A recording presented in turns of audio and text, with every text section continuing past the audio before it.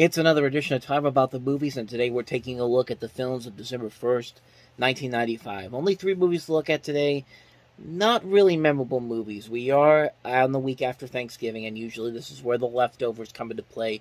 The movies that nobody really looks at and says, we've got a hit here. We just want to, they basically just dump these out because this is usually after the weekend after Thanksgiving and Christmas. It's usually the movies that are not considered going to be big hits, and this one is definitely no exception to that rule. It is John Travolta and Harry Belafonte starring in the drama White Man's Burden.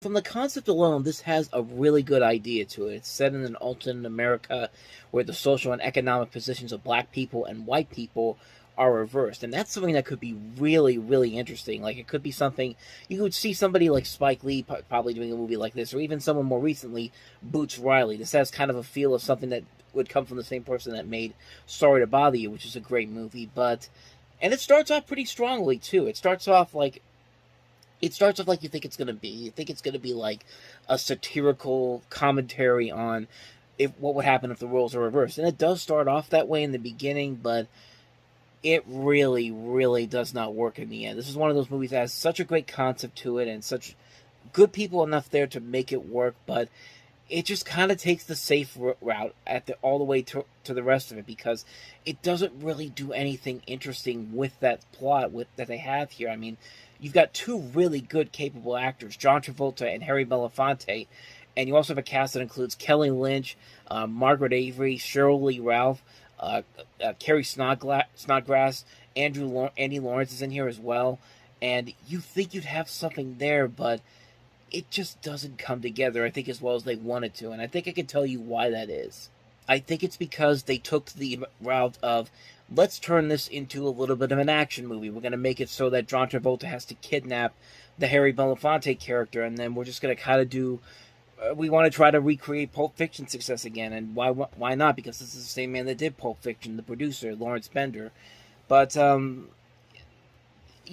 just from the way it was starting, it doesn't end the way the premise promised it would, or the beginning of the film would. It just goes kind of the safe route. It feels like it doesn't want to take that big risk that they should have taken. Like if you had a better director and a better writer here, they would have gone all the way with this premise 100%. Like I said, get a Spike Lee, get a Boots Riley, hell, get a Jordan Peele to do something like this, but not like this. I mean, there is enough here where I'm not going to blame it on John Travolta and Harry Belafonte. I think the cast themselves are doing the best job with the material given to them, but the material there just isn't that great. I mean, the performances, I think, really do carry this to being somewhat of a watchable movie, but it's a movie that's like maybe a one-time watch, but other than that, though, there's no reason to really watch it afterwards. But I was really disappointed by this movie. I thought it was going to be so much more just from that premise, just from the way it started, and just by the fact of the people that they have on board in the cast. But other than that, though, it's just a mess of a film. It's not that engaging. It's not that exciting. It's not even really all that interesting. It takes a good idea and just doesn't really deliver on it in the end. It's a real disappointment considering everything they have involved in this. It just didn't work for me, and I know a lot of people it didn't work either, so I guess I'm not alone on that front, but it was kind of a small step back for John Travolta, who was having this massive comeback after Pulp Fiction. He had just done Get Shorty, and then he follows it up with this, which kind of took a dip in his career a little bit, but it wouldn't be too long until he got back to it, but we'll get to that in 96, but that's White Man's Burden for you. So let's move on to the next movie that we have here, and that is Jeff Bridges starring in Wild Bill.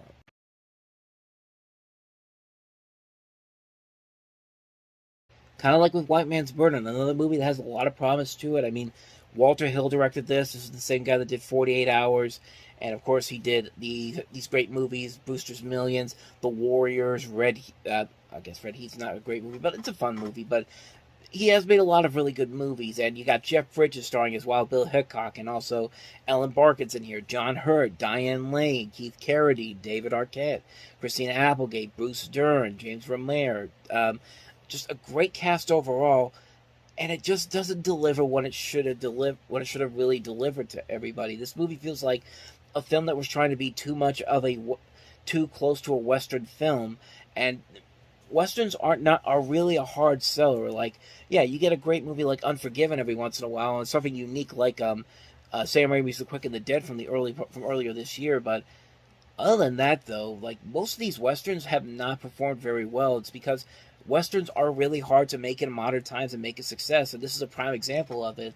And there's not really a whole lot done with the story here. It's a very mediocre story. You got Jeff Bridges trying the best he can. He really is the strongest thing about the film, but it's just stuff we've seen done over and over again in westerns. It's not engaging, it's not exciting, and there's not really a whole lot of intrigue behind it. There's not really that level where I should be invested in this. It just doesn't work on a number of levels. And I even think that Walter Hill himself was not happy with the way it was filmed, and I think that was because MGM sold this movie as something that it really wasn't. Like, they were not selling the movie the right way, and lo and behold, look what it bombed off of, only making 15 times less than what the movie actually cost to make. I mean, $30 million budget and you only make $2 million off of it. That is not a good sign whatsoever.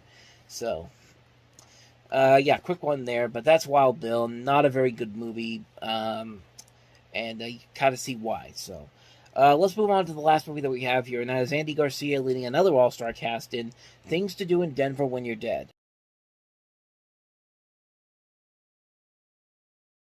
It says a lot when the studio that put out Pulp Fiction says, we want to make a Pulp Fiction knockoff, and here you go. This is a Pulp Fiction knockoff, and not a particularly good one. I mean, kind of like with the other two movies that we have here, a pretty good cast overall. Andy Garcia, Christopher Lloyd, William Forsythe, Bill Nunn, Treat Williams, Jack Warden, Steve Buscemi, Fairuza Balk, Gabrielle Anwar, Christopher Walken, Bill Cobbs, Jenny McCarthy's also in here, Tiny Lister, Don Cheadle, Josh Charles. Good names in here, and they just don't really deliver a solid movie overall. It's just kind of a mediocre film that, again, is trying to be too much like Pulp Fiction, and it definitely shows in here. Like, there are elements in here that are not exactly straight from Pulp Fiction, but you could just tell the person that made this movie says, I want to make a movie like Pulp Fiction, but I don't want to make a movie that is original or unique or conceptually good. I want to take a straight knockoff of Pulp Fiction and put it into this, and lo and behold, that's what you get here. It's a film that has so much potential to it, kind of like all the movies we looked at this week. All these movies had some good potential to it, but just bad delivery, just in the script department, or trying to make something off of something successful, being a knockoff of something much more successful. Only other thing I can say is that this is the first one directed by Gary Fleder, who would find some success with his next film, Kiss the Girls, and Don't Say a Word. Also did Runaway Jury, The Express, Homefront. So he has made some decent films, but this one is definitely not one of those films. It's a massive misfire, once again, with good potential there. Things to Do in Denver When You're Dead. A pretty disappointing week, to say the least. And now you know why I said Thanksgiving weekend. The week after Thanksgiving weekend, I should say, is not a good weekend to release new movies and hope for good fortunes. And those three films are a good example. But we'll try again on the next episode. We got the week after that, which includes a sequel is a sequel to a successful comedy, Father of the Bride Part 2, with Steve Martin, Diane Keaton, and pretty much everybody from the first movie again. We also have Georgia. I don't know too much about that one, but we have two movies to look at, and one would hope that we will have a better output than what we had this week. So, well, anyway, that's the end of this episode of Time About the Movies. If you want to see more videos like this, though, hit the playlist on the next page, check out the previous episode, and I'll see you guys tomorrow for another episode. So thank you for watching. I'll see you guys next time, and until then, as always, take care.